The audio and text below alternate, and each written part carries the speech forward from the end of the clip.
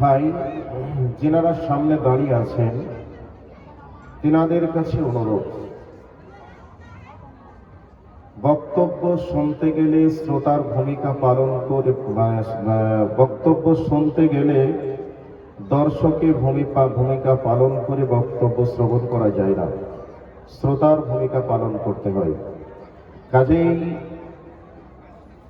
যিনারা দাঁড়িয়ে আছেন তেনাদের কাছে অনুরোধ, দাঁড়িয়ে না থেকে আপনারা বসে যান। যে সমস্ত মা ও বোনেরা রাস্তায় চলাচল করছেন, চলাচলটাকে বন্ধ করে নির্দিষ্ট জায়গাতে বসে যান। ভাই, গোটা পৃথিবীতে মুসলিমদের কি অবস্থা চলছে, এ অবস্থা সম্পর্কে আমরা সকলেই অবগত রয়েছি। মুসলিমদের উপরে যারা অত্যাচার করছে আমরা তাদেরকে দোষারোপ করি। আসলে দোষারোপ করাটা কি ঠিক হচ্ছে? আসলে ঠিক হচ্ছে না। কারণ আমরা যখন অন্যায় পথে চলব তখনই আল্লাহ সুবহানাহু ওয়া তাআলা আসমান থেকে আযাব দিবেন, এরপরে অত্যাচারী শাসক নিযুক্ত করবেন আমাদেরকে পিটানির জন্য। আল্লাহ সুবহানাহু ওয়া তাআলা বিভিন্নভাবে আমাদেরকে তিনার পথে ফিরিয়ে নিয়ে যাওয়ার জন্য বিভিন্নভাবে বিভিন্ন সময় আযাব এবং গজব দিয়েছেন। কোন সময় দেখেছি আকাশের বৃষ্টিকে বন্ধ করে দিয়ে বৃষ্টির জন্য আমরা আকাশের দিকে ফ্যাল ফ্যাল করে চেয়ে থেকেছি, আল্লাহ বৃষ্টি প্রদান করো, মৃত জমিনকে জীবিত করো। এর জন্য আমরা দেখেছি লোহরপুর ঈদগাহ ময়দানে অনেকবার ইস্তেসকার নামাজ হতে, দেখেছি কি দেখি নাই? দেখেছি। ইস্তেসকার নামাজের মাধ্যমে আল্লাহ সুবহানাহু ওয়া তাআলা বৃষ্টি দিয়ে মৃত জমিনকে জীবিত করেছেন, মানুষকে সুস্থির নিঃশ্বাস ফেলার সুযোগ দিয়েছেন। ওই অবস্থাতে আমরা পাতাল থেকে পানি উৎপন্ন করে আমরা বেঁচে থাকার সুযোগ পেয়েছিলাম। কিন্তু আমরা যখন দেখলাম পাখিদের জন্য পানির অসুবিধা হচ্ছে, পশু পাখিদের মাঠে ঘাটে পানির অসুবিধা হওয়ার কারণে মাঝে মধ্যে মেশিন মোটর চালিয়ে পানির ব্যবস্থা করেছি এবং গাছে বিভিন্ন পাত্রে করে পানি রেখে পাখিদের প্রাণ বাঁচানোর চেষ্টা করেছিলাম। আমরা এগুলিকে আমরা দেখেছিলাম। তো আল্লাহ সুবহানাহু ওয়া তাআলা আযাব দিয়েছেন, গজব দিয়েছেন কিছু পাপের কারণে। আবার আল্লাহর বান্দারা যখন ডেকেছেন, তওবা করেছেন, এরপরে আল্লাহ আযাবকে উঠিয়েও নিয়েছেন। তো এরপরেও কিছু মানুষ যখন এরপরেও যখন কিছু মানুষ অন্যায় থেকে ফিরে না আসে, অন্যায়ের প্রতি অন্যায় করে চলছে, এই অবস্থাতে আল্লাহ পাক আবারও বিভিন্ন দিক থেকে আযাব দিয়েছেন। এরপরে যখন না হয়েছে তখন অত্যাচারী শাসক নিযুক্ত করেছেন। তো আল্লাহ বিভিন্নভাবে আযাব দিয়েছেন। একটা উদাহরণস্বরূপ বললাম, আকাশ থেকে পানি বন্ধ করে দিয়েছেন, কোনো সময় বন্যা হয়েছে, কোনো সময় পাথর পড়েছে, কোনো সময় ঝড় তুফান হয়েছে। এগুলির কবলে আমরা পড়েছি। এরপরেও আমরা যারা বেনামাজি, আমরা নামাজি হতে পারিনি। আমরা যারা সুদখোর, সুদ খাওয়া ছাড়তে পারিনি। আমরা যারা ব্যভিচারক, ব্যভিচার বন্ধ করতে পারিনি। আমরা যারা ঘুষখোর, ঘুষ করা বন্ধ করতে পারিনি। আমরা যারা গীবতকারী, গীবত যখন বন্ধ করতে পারিনি, তারপরেও আল্লাহ সুবহানাহু ওয়া তাআলা আমাদেরকে বাঁচিয়ে রেখেছেন। এরপরেও সতর্ককরণের জন্য আল্লাহ সুবহানাহু ওয়া তাআলা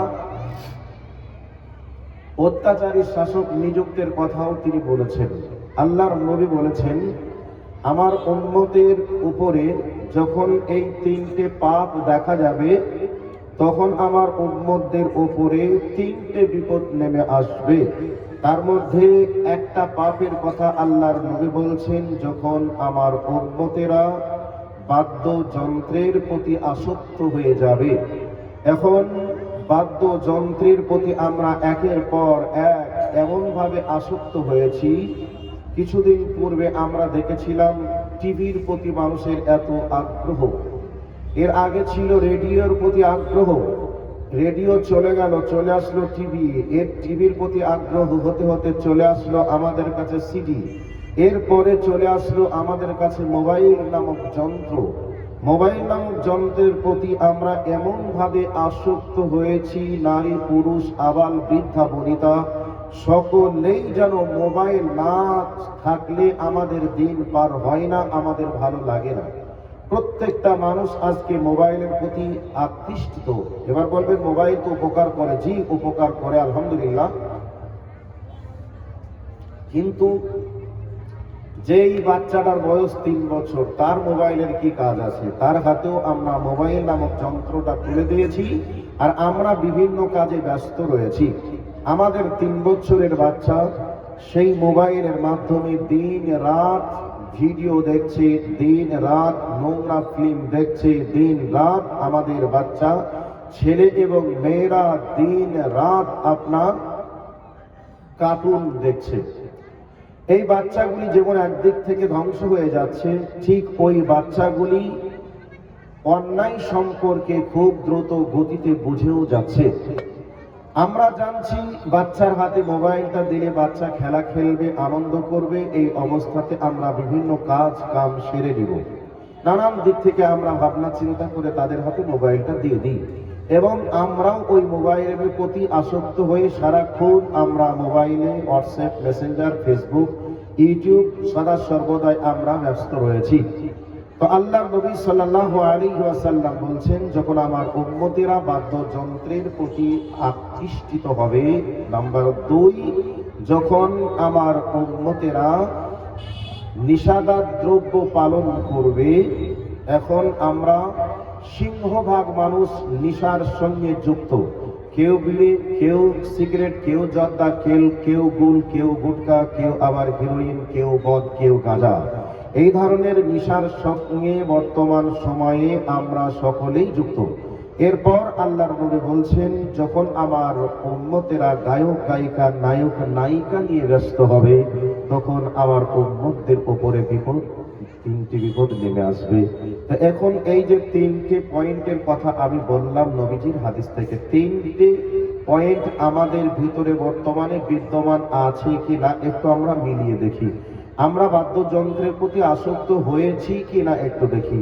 2 নম্বর হলো, আমরা গায়ক গায়িকা, নায়ক নায়িকা নিয়ে ব্যস্ত হয়েছি কিনা দেখি। এবার বলবেন কই, আমরা তা তো জানি না। আমরা সদা সর্বদাই যুবকদেরকে দেখি কানে ইয়ারফোন লাগিয়ে গান শুনতে আছে, মোবাইলে ভিডিও দেখতে আছে। ওই নায়কের চুলের স্টাইল দেখে আমার ছেলে, আপনার ছেলে মাথার চুল কাটে। এরপরে আমার মেয়ে, আপনার মেয়ে কোন নায়িকা কি কালারের শাড়ি পরে, কোন কালারের চুড়িদার পরে, কোন কালারের জুতা পরে, কোন স্টাইলের পরে, সেগুলি কেউ দেখে আমার আপনার মেয়ে সেই কালারের চুড়ি, সেই কালারের জুতা, সেই কালারের শাড়ি পরতে চাই, পরে এগুলাও আমরা দেখি। তাহলে গায়ক গায়িকা, নায়ক নায়িকা নিয়ে ব্যস্ত হলো কিনা একটু মিলিয়ে দেখি। এরপরেও আমরা দেখছি নিষিদ্ধ দ্রব্যের সংখ্যা এমন ভাবে বেড়ে গেছে, দেবালোকের সামনে আমাদের মুসলিম ঘরের ছেলেরাও মদ পান করছে। এক সময় যদি কেউ বিড়ি পান করতো বা বিড়ি খেত, এই অবস্থায় আলেম ওলামাদেরকে দেখলে বিড়ি ফেলে দিয়ে অন্য জায়গায় পালিয়ে যাওয়ার চেষ্টা করত। বর্তমান সময়ে কেউ যদি বিড়ি খায়, সিগারেট খায়, গুল তেরেঙ্গা জর্দা খায়, ভয় তো করেও না। কেউ যদি বলে তোমাদের মাদ্রাসার শিক্ষক আসছে, মাওলানা, তোমাদের মসজিদের ইমাম আসছে, এই অবস্থায় হাসে আর বলে আল্লাহকেই ভয় করতে পারছি না, তো মৌলভী সাহেবকে ভয় করে কি করবে। এমন কথা বর্তমান সময়ের মানুষ বলে কি বলে না? বলে। তো আল্লাহর নবী বলছে, যখন আমার উম্মত এই 3টে অপরাধে ফেসে যাবে, তখন আমার উম্মতের উপরে 3টা বিপদ নেমে আসবে। তো 3টা বিপদের মধ্যে একটা বিপদ হলো আল্লাহ পাকের পক্ষ থেকে শাস্তি অথবা অত্যাচারী শাসকের পক্ষ থেকে শাস্তি। তো আল্লাহ পাকের পক্ষ থেকে বিভিন্নভাবে বিভিন্ন দিক থেকে আযাব এসেছিল, আমরা দেখেছি। এরপর অত্যাচারী শাসক নিযুক্ত হবে, এ কথা আমরা শুনেছিলাম, দেখি নাই। কিন্তু বর্তমান সময়ে আমরা দেখছি, এক সময় আমরা ভাবতাম বর্তমানে শাসক কোথায় নিযুক্ত হয়েছে ইরাকে, কোথায় নিযুক্ত হয়েছে আফগানিস্তানে, কোথায় নিযুক্ত হয়েছে আপনার চীনে, কোথায় নিযুক্ত হয়েছে মায়ানমারে, এগুলিকে আমরা দেখছিলাম। বিভিন্ন জায়গায় মুসলিমদের উপরে অত্যাচার, জুলুম, নির্যাতন, নিষ্পেষণ, কিন্তু আমরা ভারতীয় তথা পশ্চিমবঙ্গের মুসলমানরা ভেবেছিলাম যে না, আমরা কমপক্ষে শান্তিতে বসবাস করছি, কিন্তু এখন আমরা এমন অশান্তির দ্বার প্রান্তে দাঁড়িয়ে আছি। এখন আমাদের জীবন মরণের লড়াই চলছে। কোনো সময় আমাদের অকাপ সম্পদ চলে যাচ্ছে, আবার কোনো সময় দেখছি আমাদের নাগরিক নিয়ে আমাদের নানান কিছু সমস্যা। কোনো সময় এনআরসি, কোনো সময় এনপিআর, কোনো সময় সিএএ, এবং কোনো সময় দেখছি এসআইআর। এই নিয়ে আমরা এখনো হতাশায় ভুগছি। সামনে ডিসেম্বরের 16 তারিখে এসআইআর এর যে লিস্ট টাঙানো হবে, ওই লিস্টে আমার নাম আসবে কিনা, আমি ভারতে থাকতে পাবো কিনা, নাকি আমাকে কোটে কোটে ছোটাছুটি করতে হবে কিনা, এই নিয়ে আমরা এখনো পর্যন্ত দ্বিধাদ্বন্দ্বের ভিতরে রয়েছি। তাহলে আমরা যাদেরকে ভোট দিয়ে এমএলএ, এমপি, মন্ত্রী তৈরি করার পরে, তারা যদি এই প্রধানমন্ত্রী আমার আপনার ভোটে হওয়ার পরে এত সংবিধান রচনা করতে পারে, তৈরি করতে পারে, তাদের সংবিধানকে আমরা মাথা নত করে মেনে তাদের সমস্ত নীতিমালাকে যদি আমরা মানতে পারি, তাহলে